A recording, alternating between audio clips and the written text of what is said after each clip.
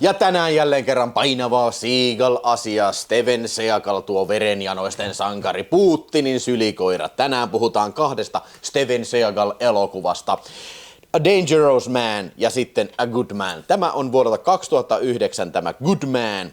Ja sitten Dangerous Man ja tämä Good Man on sitten vuodelta 2014. Molemmat näistä elokuvista on ohjannut Steven Seagal, konkari-ohjaaja nimeltä Keoni Waxman, joka vastasi tästä minun uutuus Seagalista, tai siis uudemman sukupolven Seagal-elokuvien suosikista, josta puhuinkin pari jaksoa takaisinpäin. Force of Execution, mutta mitenkäs Keoni Waxman nyt sitten onnistuu tällä kertaa? A Dangerous Man tehtiin ennen tätä Force of Executionia ja Good Man tehtiin sitten vähän sen jälkeen sitten. Ja tämä elokuva kertoo sitten siitä, kun Seagal todellakin on nimensä veroinen, eli A Dangerous Man. Nimittäin tässä elokuvassa Steven Seagal on tämmönen henkilö nimeltä Shane Daniels, mies, joka on joutunut vankilaan, tai meidän riipaisevassa avauskohtauksessa näemme, kun se joutuu vankilaan, kun se puolustaa sitten sitä kuumaa nuorta vaimoonsa sitten, ja se lähtee jonkun murhaajan perään, tai joku raiskari se lähtee sen perään, ja sitten yllättäen tämä raiskari löytyy silvottuna, ja poliisit luonnollisesti syyttää Seagalia tästä, ja pistää Seagalin linnaan sitten, ja 6 vuotta siellä se lusii, ja sitten tulee DNA-testit on keksitty, ja sitten asianajaja sanoo, että oi sori, me oltiin väärässä, että niin se olikin semmonen joku toinen äijä, joka sitten tappoi tämän kyseisen äijän. Eli Seagal on syyttömänä istunut sitten 6 vuotta.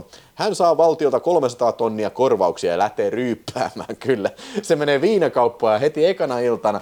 Ja siellä se heti tapahtumat saa niin kuin räjähtävän käänteen, kun siellä on pari semmoista venäläismafian tyyppiä sitten, ja ne kovistelee ensin siinä, ja sitten ne oli jotain meksikolaisia, ne oli jotain random tyyppejä. Siinä oikeastaan heti alkuun tuli leffan paras laini, missä Seagal sanoo toisille niistä tyypeistä, I'm gonna fuck you up ugly. Joo. Tää oli vaan tämmönen avauskohtaus sitten, että todistetaan tosi, että Seagal on todellakin vieläkin tappamisen terässä, ja sitten semmoinen kiinalaisauto tulee sinne ja tulee ampumavälikohtaus, ja sitten Steven Seagal löytää sieltä takaluukusta sitten, siellä on kuollut poliisi, pari kiinalaista tyyppiä, mitkä sitten tapetaan siinä, ja löytää sieltä takaluukusta hirveän mällin rahaa ja sitten aseita, ja sitten semmoinen nuori tyttö, aasialaissukuinen tyttö sitten, ja sitten samalla aikaa sitten se myös tutustuu sitten tämmöiseen niin kuin ison venäläismafioson poikaan sitten, joka siitä tulee tärkeä plot pointti sitten myöhemmin, eli voisiko jos mä olisin Seagal, mä eka ilta, kun mä oon istunut 6 vuotta linnassa syyttömänä, ekana iltana heti, niin mä joudun niinku tämmöiseen niinku, keskelle tämmöistä välienselitystä. Mä olisin, että ei vitsi, ei tää elämä voi olla tämmöistä. No, se lähtee vähän niin kuin sitten suojelemaan tätä naishenkilöä sitten, ja käy ilmi, että siinä on tämän setäkö se oli tämän naisen setä tulossa Kiinasta Amerikkaan turvapaikkaa hakee, ja sitten tämä kiinalaismafia sitten on ottanut panttivangikseen tämän tytön, jotta ne voisi kiristää tätä setää, joka on ollut sitten ilmeisesti joku mafia-kirjanpitäjä tällä, ja sitten siihen sekaantuu sitten myös tämä venäläismafia sitten, ja kun Seagal pyytää heitä apua, eli tässä siis se venäläismafia sitten esitetään oikein tämmöisessä hyvässä valussa, että ne on oikeasti hyviä tyyppejä kyllä, että tässä vähän Seagal petailee tätä tämmöistä venäläistä. Venäjälle niin kuin muuttoa sitten varmaankin, ehkä alitajuntaisesti tai tietoisesti kyllä joo. En mä tiedä, siis niin kuin tässä on ihan liikaa juonta. Tämä just tulee tämä niinku Seagal-elokuvien ongelma. Tässä on liikaa hahmoja, liikaa juonta. Se, missä mä tykkäsin Force of Execution, niin se oli ymmärretty se, että keep it simple. Ja niinku, tässä ei ole mitään kauhean muistettavia kohtauksia. Okei, siinä on niin hauska tappelu, kun Seagal tekee tällä kuluu, niin äijä ottaa osumaan tällä. Se oli heti alussa. Sitten se muuttuu tämmöiseksi niinku juoniseikkailusta. Enimmäkseen Seagal käy puhumassa ihmisten kanssa, ja sitten selvittelee sitä, ja vähän niin kuin tulee hirveä expositio dump, missä tämä nainen selittää, että joo, kato, mun setä oli tää. Se tulee varmaan 10 minuuttia semmoista niin kuin tätä kiinalaismafiaa tällä. Siinä on venäläiset, kiinalaiset vastaan toisen ja Seagal siinä välissä, ja tässä oli hirveän pitkä loppukähy, niin kuin siinä oli nämä 2 porukkaa ja Seagal siinä välissä, ne on lopussa siellä ammuskelemassa. siellä jossain satamassa, kun se oli sitten. Ja no siinä oli pari ihan hauskaa kohtausta, kun Seagal työntää yhden äijän niin sitten se jokin silppuriin ja sitten toisen päin jotain sirkkeliä, niin kurkku meni silleen, että kurkusta roiskuu verta tällä. Mutta pääasiassa vähän niin kuin tylsää ammuskelua, liikaa puhetta, tylsää ammuskelua ja sitten no, vittu, ihan vittu, mitään sanomaton mafia juonikuvia. Siis näitä mahtuu oikeasti niin kuin vittu 13 tusinaan tämmöistä tarinaa. Niin kuin, olisiko pitänyt ehkä niin kuin, jotain muuta. Siis mä tykkäsin tästä, kun tässä oli jotain muuta. Vähän erilainen angle siinä. Ja tässä oli se Thai boxing äijä, mikä hoiti nämä suuremmat osat actionista. Ja Seagal oli vähän niinku, ehkä ikäänsä sopiva tämmönen niinku mafioso. Niinku se just hyvin kertoo siitä, kuinka hyvä leffa on, kun sä niinku fiilistelit jotain toista filmiä. Sitten, eikä tää nyt mikään, tiedätkö, niinku, ei tää nyt mikään elokuvataiteen merkkiteos ole. Niin tulee mieleen just niin kun sä tämmösiä kattelee, niin kaikki muu kuin se. Tämä oli hauska tämä Steven Seagalin oma takki, se oli epäilemättä sen oma takki siinä alussa, semmoinen tosi räikeä, semmoinen inkkarityylinen punainen takki siinä. Ja se yksi asia, mikä pitää sanoa tästä kanssa, mikä vähän tosi paljon latisti, että tässä ei ollut minkäännäköisiä tekstityksiä, joo. Sitten, ei se nyt, kyllä mä pystyn seuraamaan elokuvaa ihan hyvin ilman tekstityksiä, mutta niinku, se joutuu piirun verran vähän enemmän niinku tarkkailemaan sitä, että mitä siinä oikeasti tapahtuu. Jos sulla on tekstitys, se on helpompi ymmärtää, ja varsinkin kun Seagal mumisee tosi paljon. Ja jos Seagal tulisi selittämään tosta nyt jotain, hei Ville, että sun videot on paskoja. Mä en mä saa mitään selvää, Mr. Seagal, niin mitä sä puhut oikeasti. Ja totta kai tää oli dupattu, niin suuri osa Seagalin repliikeistä on dupattu. Mä yritän aina, kun mä katselen tätä paskaa ja Seagalia, vittu, mä yritän selvittää, että mikä se logiikka on, miksi on jouduttu tietty osuus duppaamaan. Siis se saattaa niin kesken kohtauksen vaihtua. Mä ymmärrän, mitä on ad-lippaus ja tämmönen kaikki, mutta niin kuin, kai sen voisi kuvitella, että niinku, kun te kuvatte niinku samassa paikassa, niin se ääni on niinku samalla lailla taltioitu siinä, että niinku, joo, Seagal ei vittinyt tulla duppaan, mutta niinku, ei kai se nyt sillä ole tullut, se on osittain vaan dupannut. Että mä uskon, että ne on käyttänyt sitä kuvauspaikka-ääntä siinä, mutta niinku, eikä se nyt, vittu, miten se voi otoksesta olla niinku päin persettä se ääni? En tajua, vittu, en tajua. Se on niinku yksi tämmönen niinku hauska asia, tai hauska. Tässä aina tuli yhdestä jaksosta mieleen, mitä joku oli kommentoinut tuossa aikaisempia Seagaleita. Mä en muista mikä se oli, mutta että aina silloin tällöin IMDb:ssä on aina hauskoja anekdootteja Seagalin filmin teosta, ja niin löytyi tästäkin hauska anekdootti, eli ilmeisesti Seagal halusi tuoda autenttisuutta tähän elokuvaan ja pisti hänen omia sihteereitään tanssimaan sitten täällä jossain setissä, niin kuin varmaankin joku strip jointti tällä. Ja sen minä ihmettelin kanssa, että tässä lopussa sellainen kuva ajo siis niin kuin jostain hotellista. Mutta vittu, onko toi pianoismalli? Niin siis, miksi ne olisi tehnyt pianoismalli? Se on niin feikin näköinen, mutta se, ilmeisesti se on joku oikea Chateau L'Ecluise sitten tuo Kanadassa. Joo, tää on kuvattu Kanadassa. Mä en muista mikä se kaupunki on, mutta ihan hieno sillä vaihtelua, että se ei ole mikään Los Angeles, vaan se on tämmönen aika kylmän lumisen näköinen paikka sitten. Tai semmoinen syksyisä paikka sitten, missä on paljon vuoria ja tällä. Joo. Mutta niinku, en mä tiedä, tää on tosi geneerinen leffa, niinku, että niinku, ei tästä kauheasti ole kotiin kerrottava. Ei se ole paskin, mitä mä oon ikinä nähnyt. Kyllä se nyt jakso katsella sinänsä, mutta niinku, ei tämmöistä niinku mitään järkeä nähdä uudestaan, ja mä olin nähnyt tämän uudestaan. Mä muistin sen siitä yhdestä kohtaa, kun tässä on tää yksi mafioso, niin se sanoo, että meillä päin kyttiä nussitaan suuhun, kun farmieläimet on lopussa. We fuck cops in the mouth when we are out of farm animals. Mä muistin tämän siitä, kun mä oon joskus ottanut kuvan. Mulla on ollut aikaisemmin suomi-versio, niin mulla on tapana ottaa kuvia, niin kun, tiedätkö, jos on joku hauska käännös siitä, niin siinä luki, että meillä päin nyssitään kyttiä suuhun, kun farmieläimet on lopussa.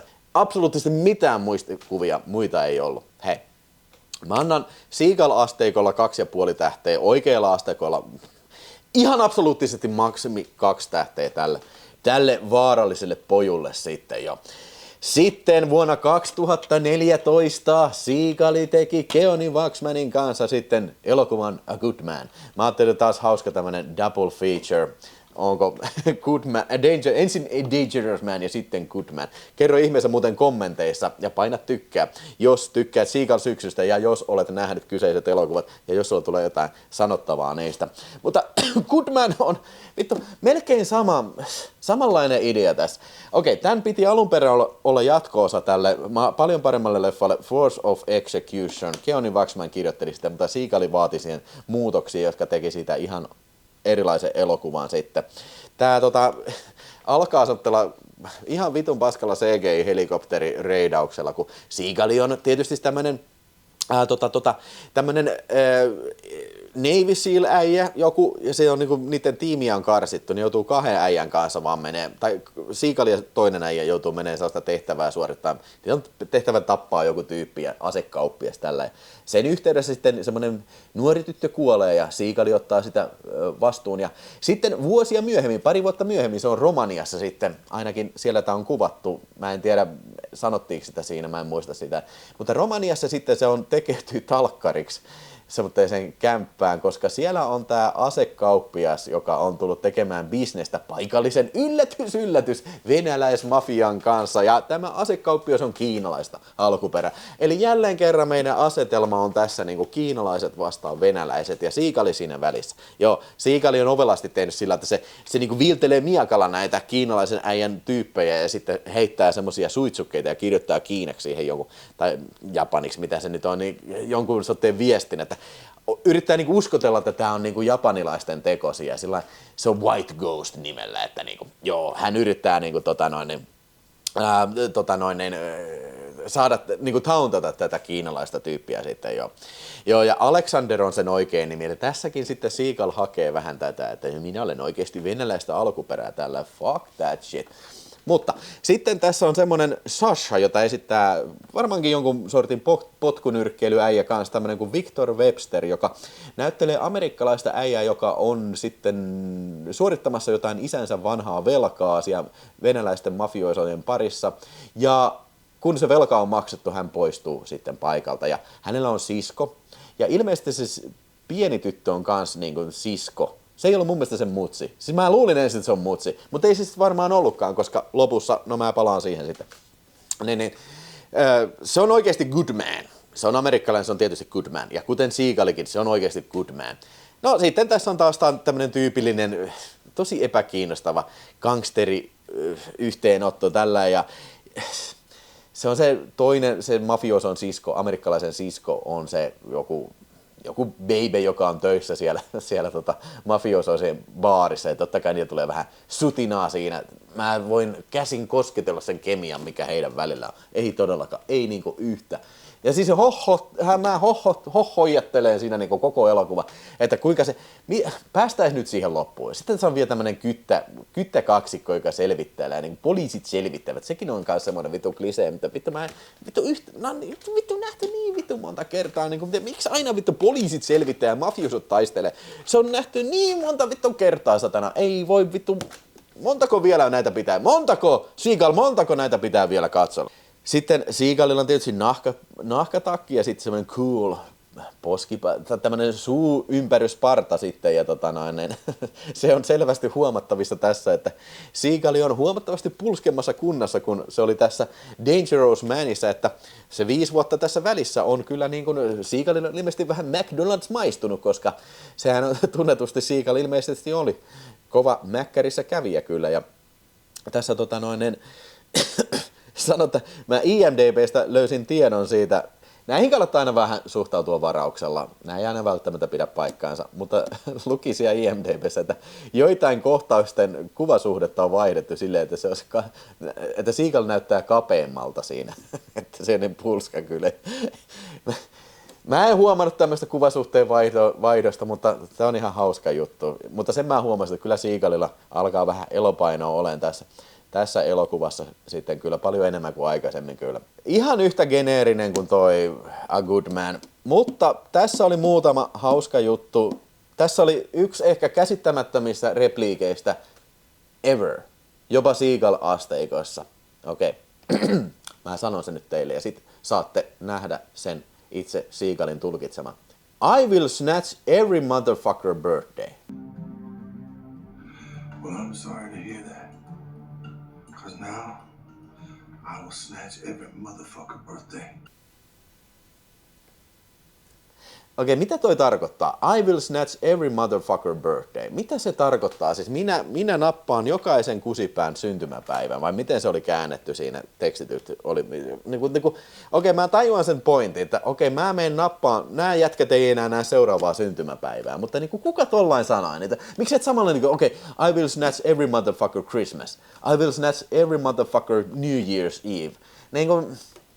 En mä tajua, mutta siis se oli aika hauska se repliikki. Ja sitten toinen asia, mikä pitää mainita lopussa.